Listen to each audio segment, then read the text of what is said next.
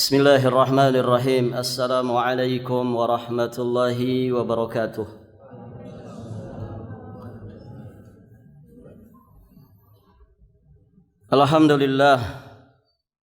Alhamdulillahilladzi arsala rasulahu bil huda wa dinil haqq liyudhhirahu 'ala ad-dini kullih wa kafa billahi shahida.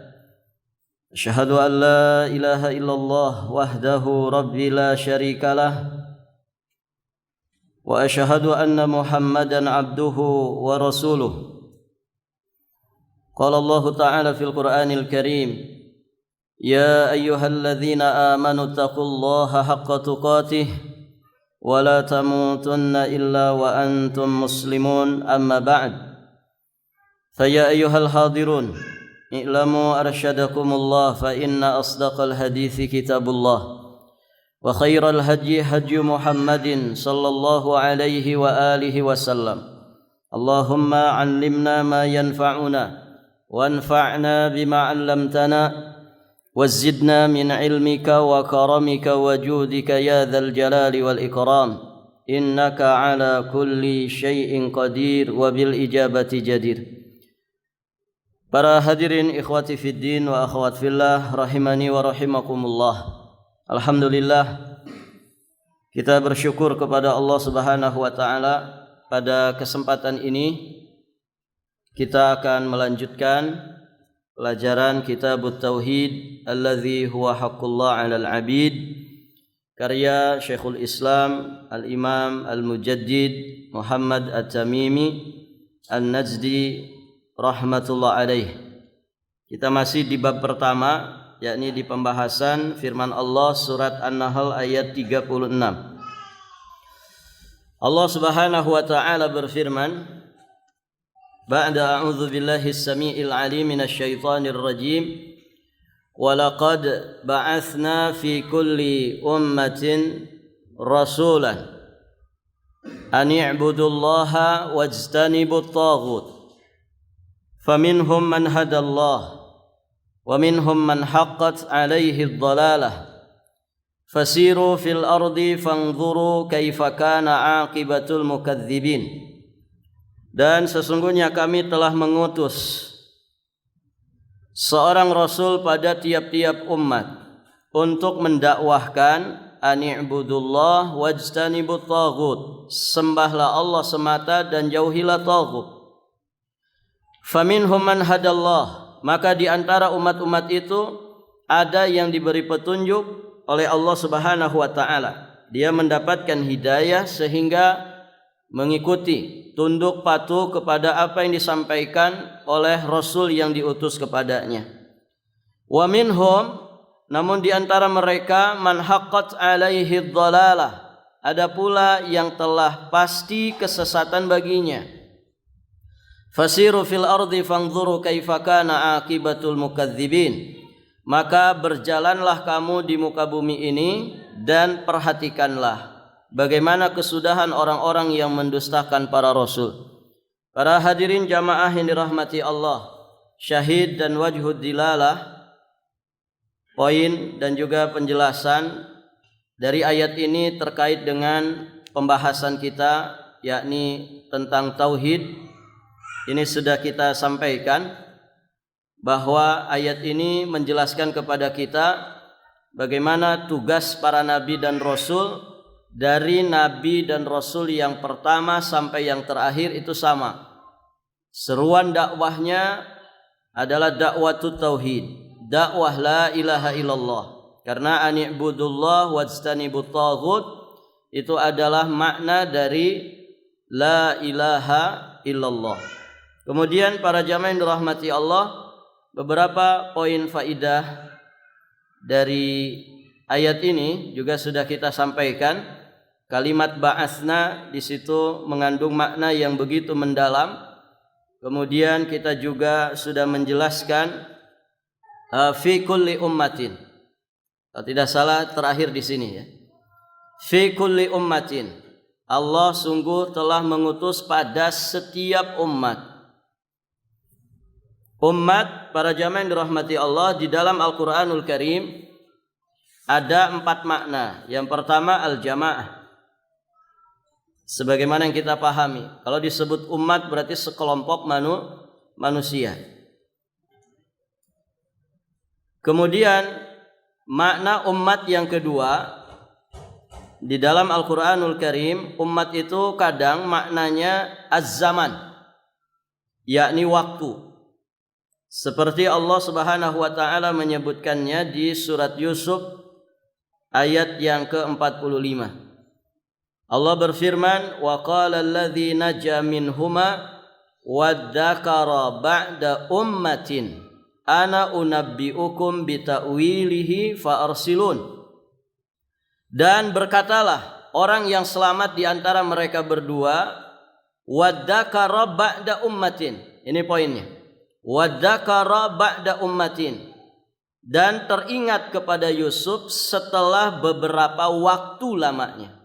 Ummah yang dimaksud di dalam ayat ini adalah zaman, yakni ba'da zamanin. Teringat kepada Yusuf setelah beberapa waktu lamanya. Ini makna yang kedua. Umat di dalam Al-Quran kadang maknanya adalah zaman. Kemudian makna yang ketiga, umat di dalam Al-Quran juga kadang maknanya adalah al-millah wal aqidah, yakni millah, ajaran agama, wal aqidah atau akidah. Seperti yang Allah sebutkan di surat Az-Zuhruf ayat yang ke-22. Allah berfirman, bal qalu inna wajadna aba'ana ala ummatin. Tetapi mereka mengatakan, inna, sesungguhnya kami, wajadna, mendapati aba'ana, bapak-bapak kami, ala ummatin, berada di atas satu millah, berada di atas satu akidah. Dan mereka menyatakan, kami mengikuti bapak-bapak kami, nenek moyang kami. Ini jawaban orang-orang kafir ya di saat mereka didakwahi oleh Nabi Muhammad sallallahu alaihi wa alihi wasallam. Mereka kekeh dengan ajaran yang dibawa oleh nenek moyangnya. Nah, ungkapannya adalah inna wajadna aba'ana ala ummatin. Ummatin di situ maksudnya ala millatin wa aqidatin. Kami dapati nenek moyang kami berada di atas ummah. Maksudnya berada di atas satu akidah, satu ajaran. Yang kami tidak mau meninggalkan ajaran dan akidah ini. Taib. Kemudian makna yang keempat, ummah di dalam Al-Quran juga bisa bermakna al-imamah, yakni keimaman atau panutan. Bisa dilihat diantaranya di surat An-Nahl ayat 120. Allah Subhanahu wa taala berfirman, inna Ibrahima kana ummatan qanitan lillahi hanifan wa lam yakun minal musyrikin. Inna Ibrahima kana ummatan. Sesungguhnya Ibrahim itu adalah ummah. Ummah di sini maksudnya apa? Imam. Beliau pemimpin di dalam kebaikan, teladan di dalam kebaikan. Barakallahu fikum. Nah, ini 4 makna ummah di dalam Al-Quran. Taib. Di surat An-Nahl ayat 36 ini, makna umat di sini maksudnya apa? Jamaah. Jadi, sungguh kami telah mengutus pada masing-masing umat seorang rasul. Umat di sini maksudnya sekelompok manusia. Taib, para jamaah yang dirahmati Allah.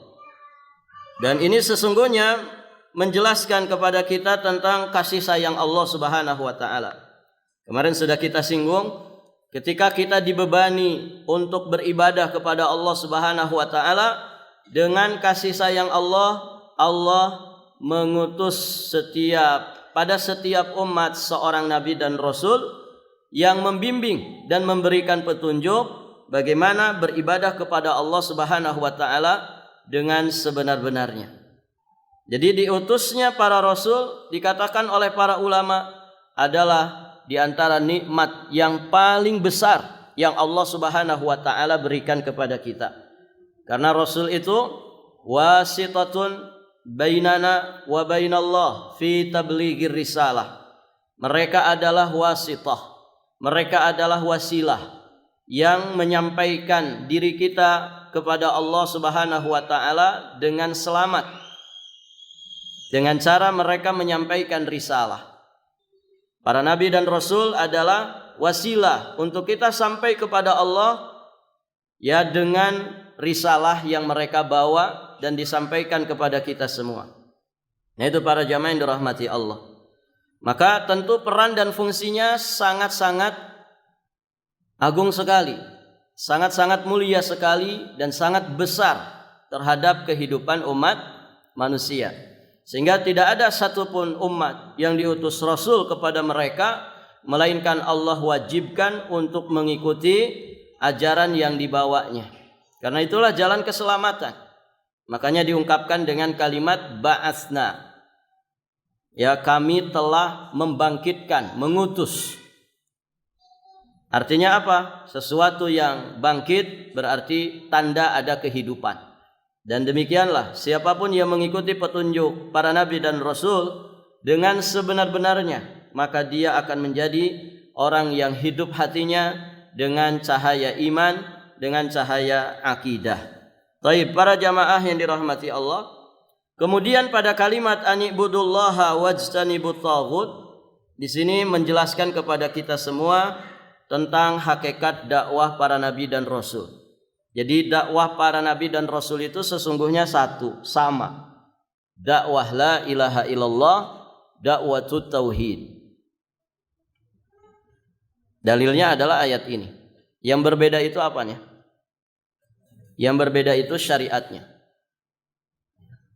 Likulli minhum syir'atan wa minhaja. Ya, masing-masing nabi dan rasul memiliki syariat yang kemudian dibawa oleh mereka untuk membimbing para umatnya.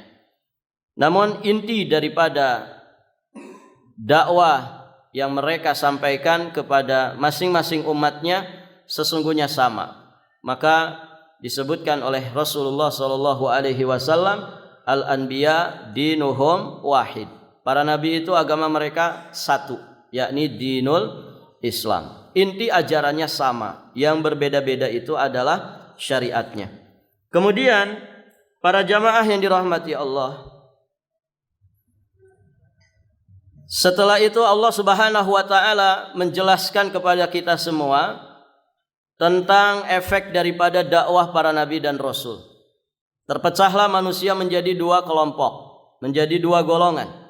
Ada yang mengikuti petunjuk Allah dan Rasulnya sehingga dia mendapatkan hidayah taufik, dan ada di antara mereka yang tidak mau mengikuti petunjuk Allah dan juga Rasul yang diutus kepada mereka. Maka mereka menyimpang dari jalan Allah yang lurus. Mereka tersesat. Dan masing-masing dua kelompok manusia ini tentu memiliki konsekuensinya. Ya, di mana para jamaah yang dirahmati Allah, orang-orang yang diberi hidayah taufik oleh Allah Subhanahu wa taala untuk berakidah yang benar, ya, dia akan menghadapi beragam macam rintangan yang menghalangi dirinya untuk istiqamah di atas iman dan tauhid ini. Ketika dia lulus dari ujian-ujian ini, para jamaah, maka itu akan mengantarkan mereka ke surga Allah Subhanahu wa taala.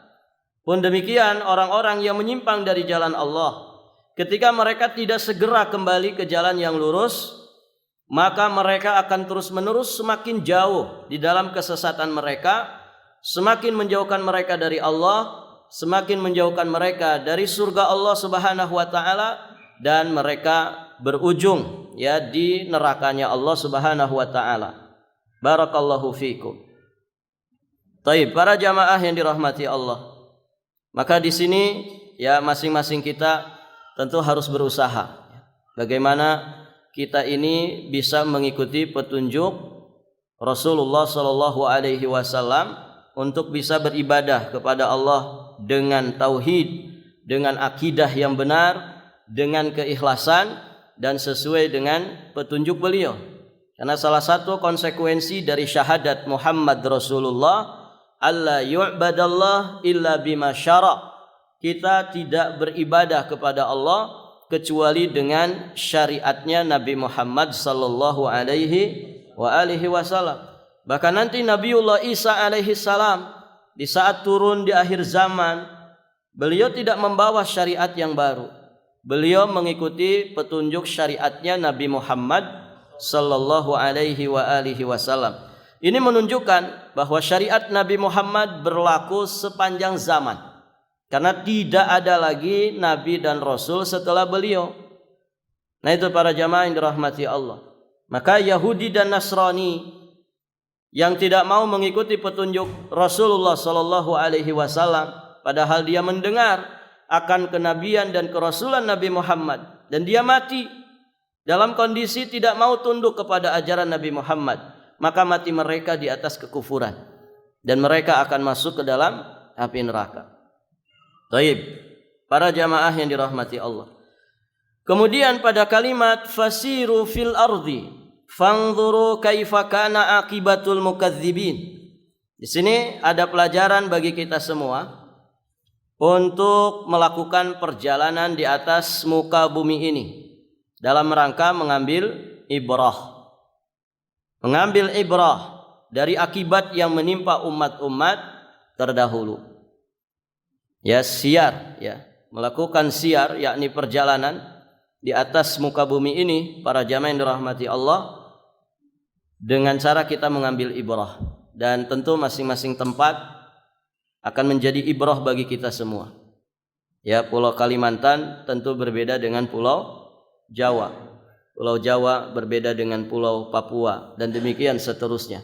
Masing-masing punya kekhasan tersendiri dengan karakter budaya masing-masing daerah, dan para jamaah yang dirahmati Allah, disitulah kita bisa mengambil ibrah.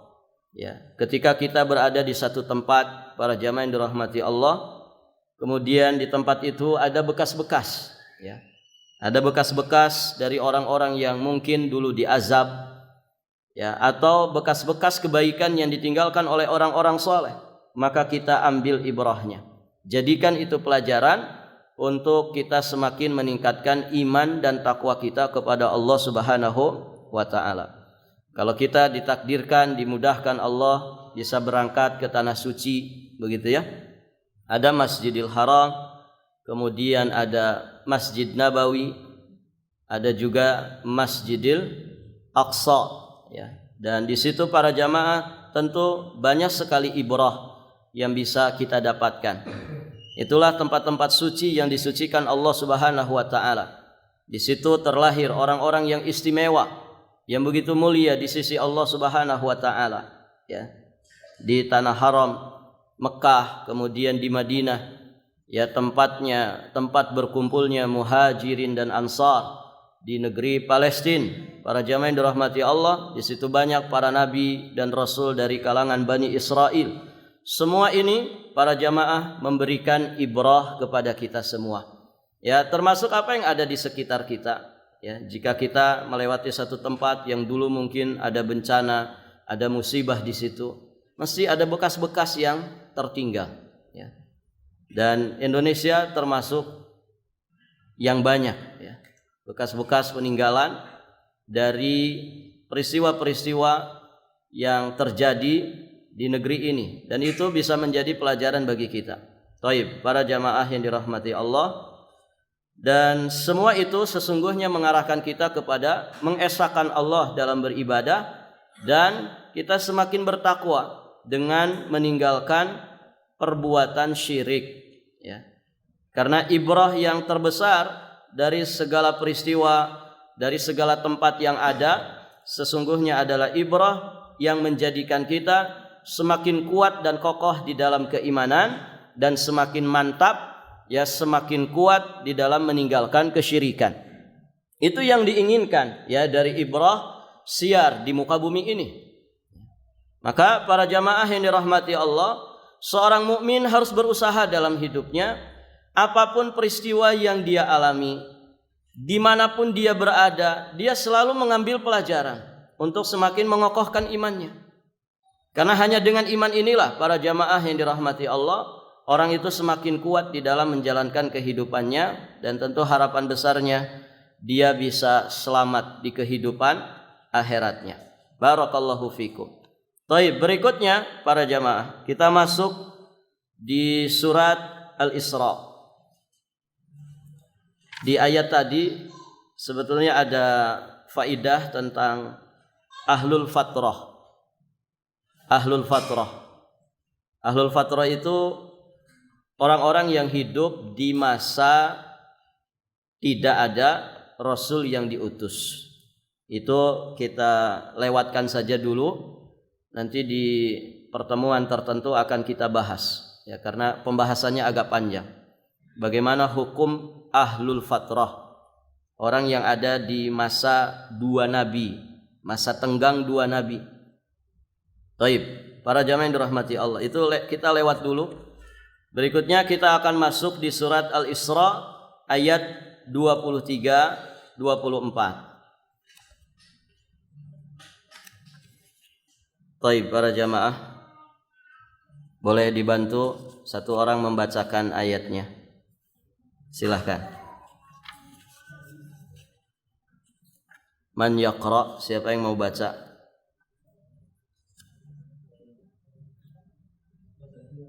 Fadhal.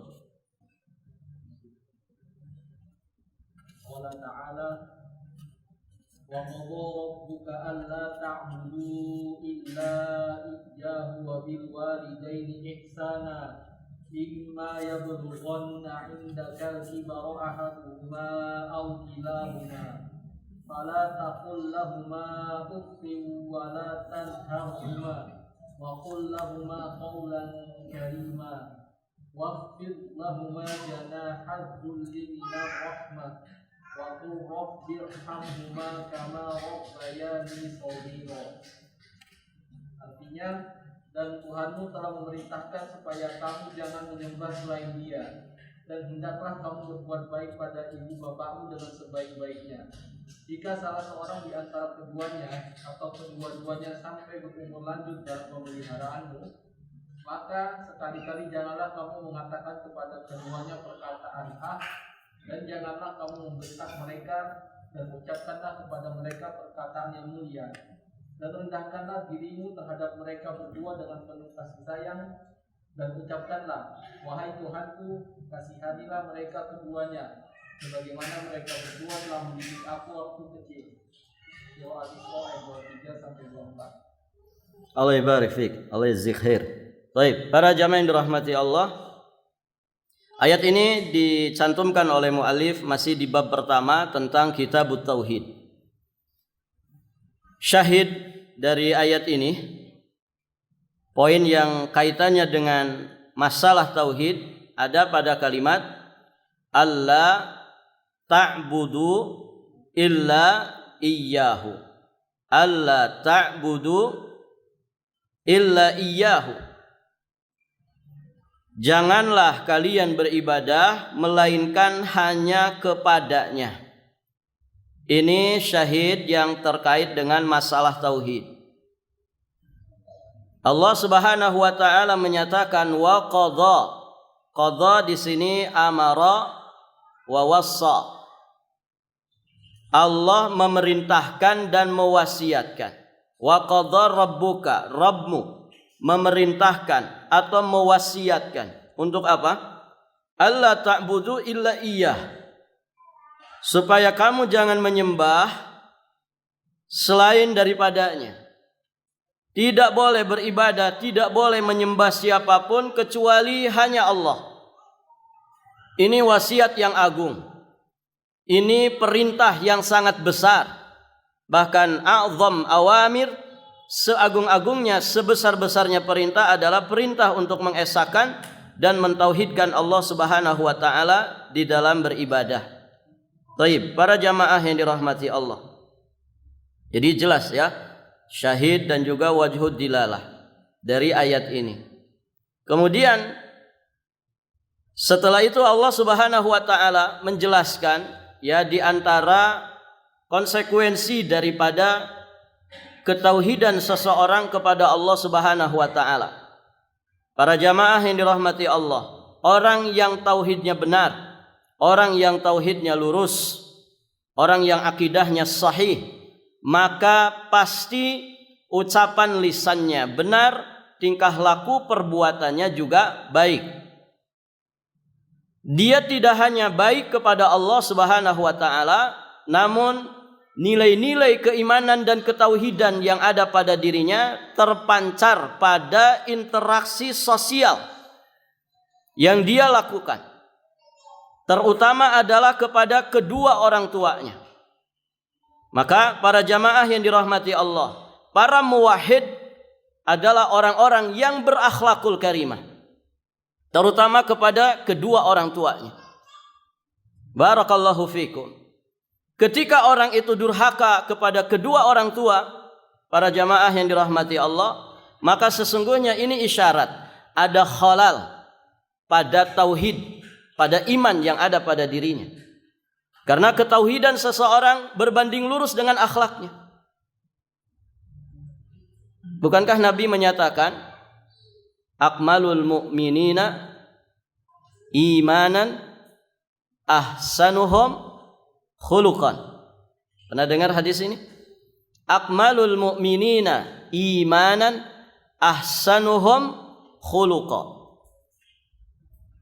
Orang beriman yang paling sempurna keimanannya. Kita sering sampaikan ya, bahwa kalimat iman ketika disendirikan masuk makna tauhid di dalamnya.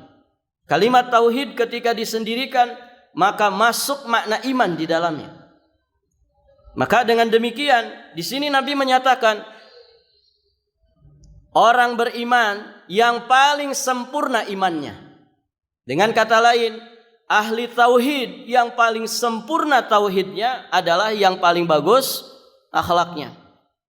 Dan tidak ada yang paling layak untuk mendapatkan akhlak terbaik dari seorang mukmin, dari seorang muwahhid kecuali siapa? Kedua orang tuanya. Baik, para jamaah yang dirahmati Allah. Makanya di sini Allah Subhanahu wa taala menggandengkan birrul walidain dengan perintah terbesarnya, yakni perintah untuk mengesahkan Allah Subhanahu wa taala. Maka para jamaah, birrul walidain ini termasuk kewajiban yang sangat besar dan betapa tingginya, mulianya kedudukan kedua orang tua. Baik, para jamaah. Wabil walidaini ihsana, dan berbaktilah kepada walidain. Walidain yang dimaksud adalah ibu bapak kita. Ihsan, berbuat ihsan itu bagaimana para jamaah? Berbuat ihsan berarti berbuat baik, berbakti kepada kedua orang tua, berbakti sesuai dengan petunjuk Allah Subhanahu wa taala dan rasulnya. Wa ashiru, ya, kata Allah Subhanahu wa taala, dan perlakukanlah keduanya dengan perlakuan yang baik. Perlakukan keduanya dengan perlakuan yang baik. Wa in jahadaka ala an tusyrika bima laisa laka bihi ilmun fala tuti'huma wasahibhuma fid dunya ma'rufa. Ketaatan kepada kedua orang tua itu terbatas pada batasan-batasan syariat. Ketika mereka menyuruh kita berbuat syirik kepada Allah, menyekutukan Allah Subhanahu wa taala, Allah tegaskan fala tuti'huma. Tidak boleh kita mentaati keduanya.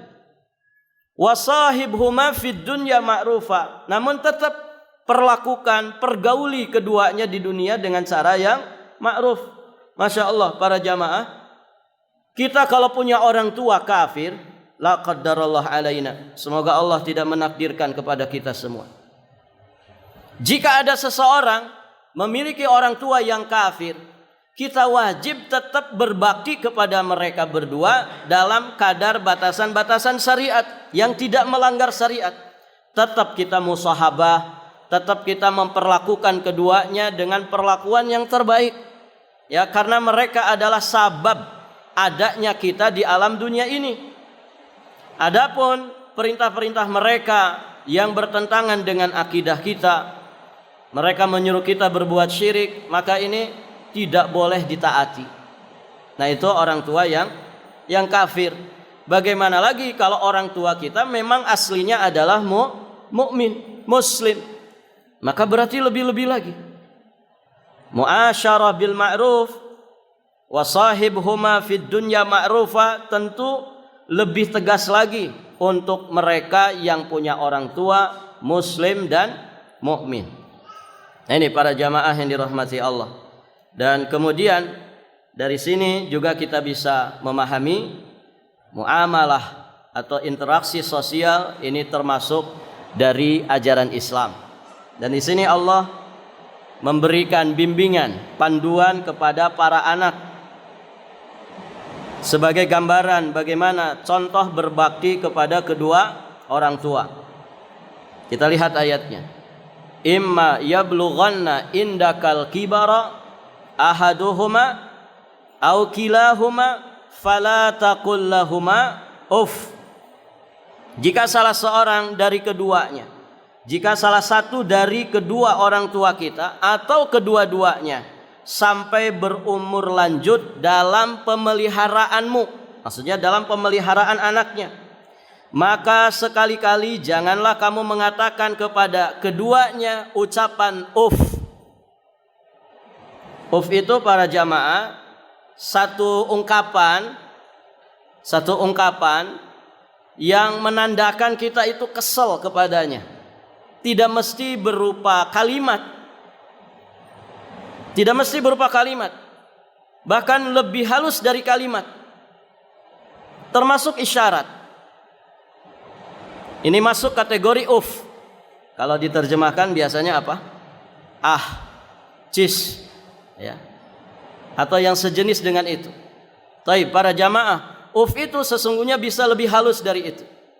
Hanya sekedar menghembuskan nafas sebagai tanda ciri kita itu jengkel dan kesal, marah sama orang tua. Ini masuk kategori uff. Kalimat ini para jamaah, ini bunyi ini, ini masuk uff. Atau apapun itu, ya, tidak mesti berupa kalimat, berupa hembusan nafas yang menggambarkan kita marah sama orang tua, jengkel, mangkel, tidak suka sama orang tua. Semua itu masuk kategori uff. Bagaimana lagi kalau dengan kata-kata, satu kata, dua kata, satu kalimat, dua kalimat, satu paragraf. Bahkan ada orang itu memaki-maki orang tuanya bermenit-menit, berjam-jam, bahkan di murojaah besoknya, ya, dibahas lagi besok. Sudah berlalu 1 bulan, dibahas lagi. Nas'alullah al-afwa wal afiyah wassalamah. Perhatikan ada kalimat yablughanna indakal kibara. Ketika kedua orang tua kita itu berumur panjang sampai usia tua dalam pemeliharaan kita. Di sini Allah mewanti-wanti. Ada pelajaran di sini, ikhwan. Apa pelajarannya? Anak itu harus bijaksana menyikapi kedua orang tuanya yang semakin tua usianya. Karena disitulah biasanya ujian menimpa anak-anak. Paham maksudnya? Paham enggak? Orang tua itu kalau semakin tua itu kadang karakternya itu kembali seperti siapa? Anak-anak.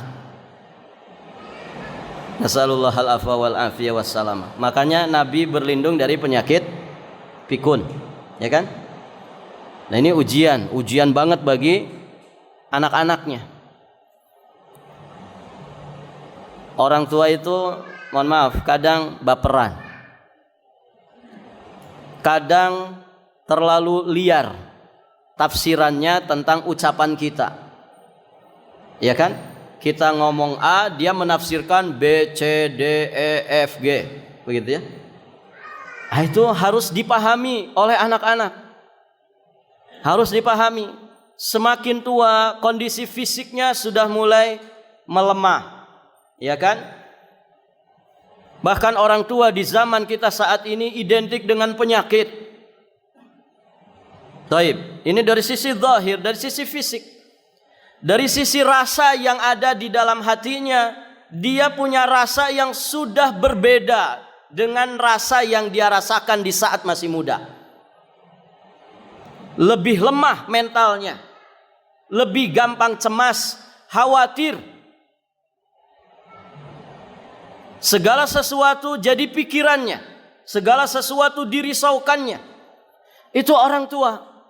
Dan anak harus paham kondisi orang tua seperti ini.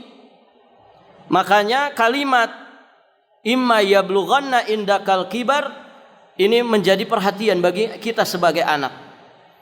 Ujian akan datang begitu berat, begitu besar di saat orang tua kita itu semakin tua. Barakallahu fikum. Dan kita bisa saksikan para jamaah, banyak anak yang tidak lulus dari ujian ini. Ya kan? Ketika semakin tua, anak gak mau direpotin oleh orang tuanya, kan begitu? Ngapain capek-capek ngurus orang tua? Akhirnya dikirim kemana? Panti jompo. Bahkan na'udzubillah, summa na'udzubillah, ada orang yang menggugat orang tuanya sendiri. Ya, pernah dengar kan? Sudah tua, ya, sudah sepuh, digugat sama anaknya. Kok tega-teganya begitu ya? Orang tua sendiri digugat sampai miliaran rupiah. Ya. Ini akhir zaman para jamaah. Orang tidak lagi mengindahkan, ya, ikatan batin hubungan darah. Ya. Yang penting dia puas melampiaskan segala sesuatu yang dia ingin lampiaskan. Yang itu semua bermuara kepada hawa nafsunya yang mengerikan. Ya. Baik, para jamaah yang dirahmati Allah, maka berhati-hati, ya, dan hendaknya kita menguatkan iman kita, menguatkan ilmu kita untuk bisa menghadapi ujian-ujian di saat orang tua kita sudah semakin tua. Dan ini kaitannya dengan aqidatut tauhid.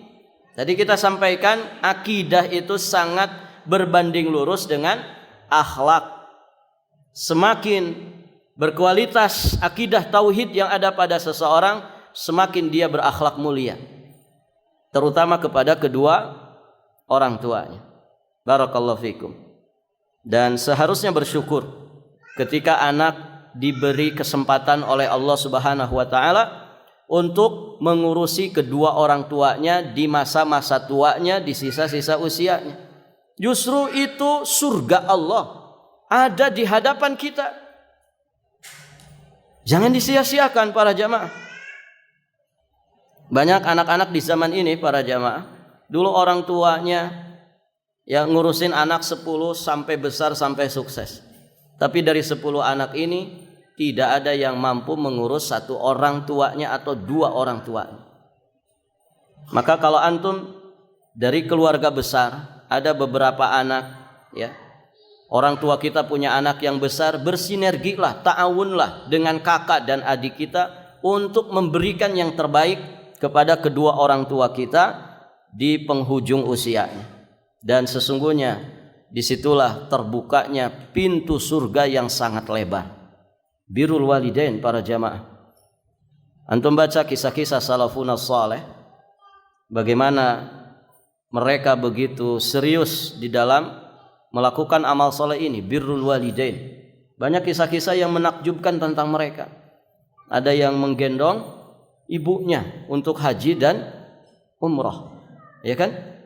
Sampai latihan dulu, gendong kambing, naik turun bukit, ya, sampai orang-orang pada keheranan, aneh, ini orang ngapain? Ternyata beliau sedang latihan angkat beban, ya, sebelum musim haji. Ya, dari kambing kecil dulu, terus begitu latihan demi birrul walidain, dan ternyata berhasil lulus menggendong ibunya untuk haji dan umrah. Kalau zaman sekarang ada yang mau? Ada yang mau? Saya banyak duit Ustaz. Ya, mending nyewa tandu saja begitu. Barakallahu fikum. Nah, ini keteladanan ya dari salafunas saleh. Taib, para jamaah yang dirahmati Allah. Kemudian wala tanharhuma. Allah mewanti-wanti, janganlah kamu membentak mereka. Ini hati-hati anak-anak. Tidak boleh membentak orang tua. Tidak boleh membentak orang tua. Ya. Kemudian wa qul lahuma qaulan karima, dan ucapkanlah kepadanya ucapan yang mulia, ucapan yang karim, ucapan yang berbobot, ucapan yang mulia, ucapan yang hak.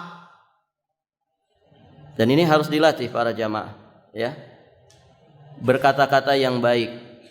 Berkata-kata yang baik. Ini petunjuk Rasulullah. Qul khairan aw liyasmut. Berkata-katalah yang baik, kalau tidak bisa maka diam. Ya, jadi anak itu harus paham dengan karakter dirinya ya. Misalkan ada seorang itu senang kalau sudah bicara, sekali bicara tuh nyerocos terus.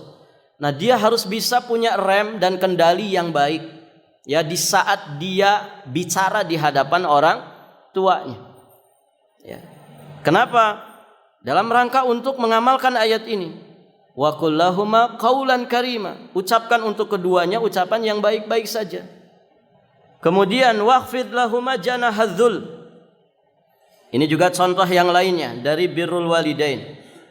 Kata Allah Subhanahu wa taala, rendahkanlah dirimu terhadap mereka berdua dengan penuh kasih sayang. Rendahkan diri kita, hati kita di hadapan kedua orang tua. Di hadapan kedua orang tua itu tidak boleh sombong, ya. Anak itu setinggi apapun pangkatnya, jabatannya, orang tua tetap lebih hebat. Ada jenderal bintang 4 di sini? Ada tidak para jamaah? Tidak ada. Barakallahu fikum. Kalau ini jenderal bintang 4 berjejer sama kedua orang tuanya, mana yang paling tinggi pangkat jabatannya? Kedua orang tua. Tetap kedua orang tua. Walaupun kedua orang tuanya miskin, tidak punya pangkat apa-apa, dia tetap lebih tinggi pangkatnya. Maka pangkat jabatan apapun, setinggi apapun yang didapatkan oleh manusia, tetap kedua orang tuanya lebih tinggi pangkat dan jabatannya. Kenapa? Karena anak selalu diperintahkan untuk waqfid lahuma janahadzul, merendah di hadapan kedua orang tuanya. Bicara ditata, sikap tingkah laku juga ditata, tidak boleh sembarangan.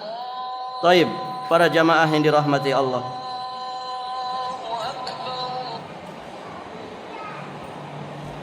Kemudian wa qur rabbirhamhuma kama rabbayani shaghira. Ini terakhir ya.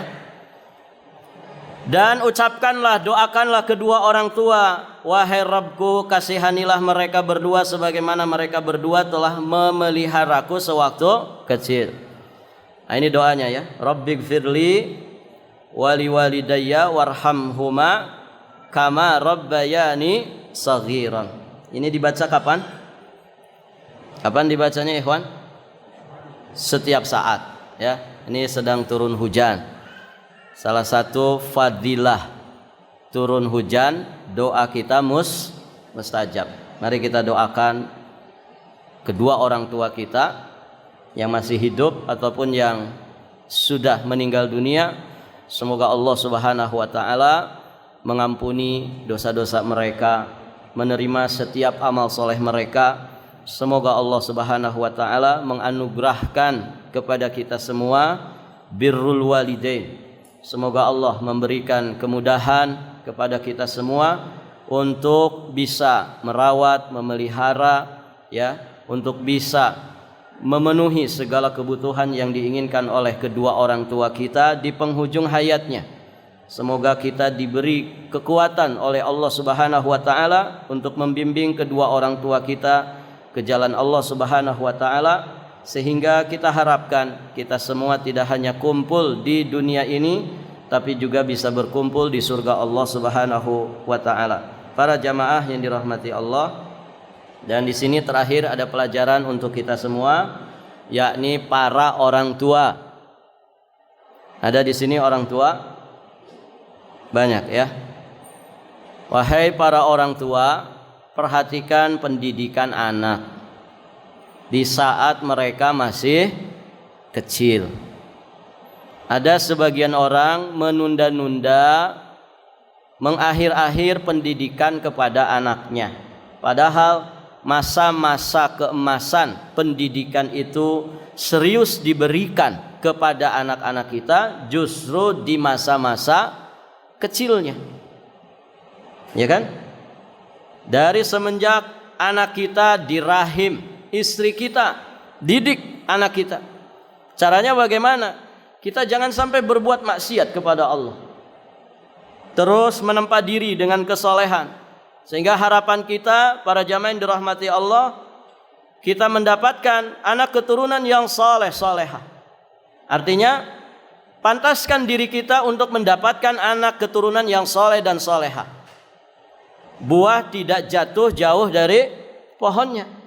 Jadi jangan bermimpi kita memiliki anak yang soleh dan soleha kalau orang tuanya nggak mau soleh. Maka didik anak dari semenjak di rahim istri kita. Kemudian di saat dia lahir, terus bimbing sampai nanti akil balignya. Ini masa-masa keemasan untuk kita menumbuhkan, menanamkan tarbiyah yang terbaik untuk anak-anak kita. Tarbiyah imaniyah, tarbiyah akidah, tarbiyah ibadah, kemudian tarbiyah ilmiah. Ditumbuhkan bakat belajarnya dari semenjak anak itu lahir sampai akil balignya. Nah, ini diambil dari doanya. Kama rabbayani saghiran. Ya Allah, sayangi, ampuni kedua orang tuaku sebagaimana mereka mendidik, memelihara aku di saat aku masih kecil. Kan begitu.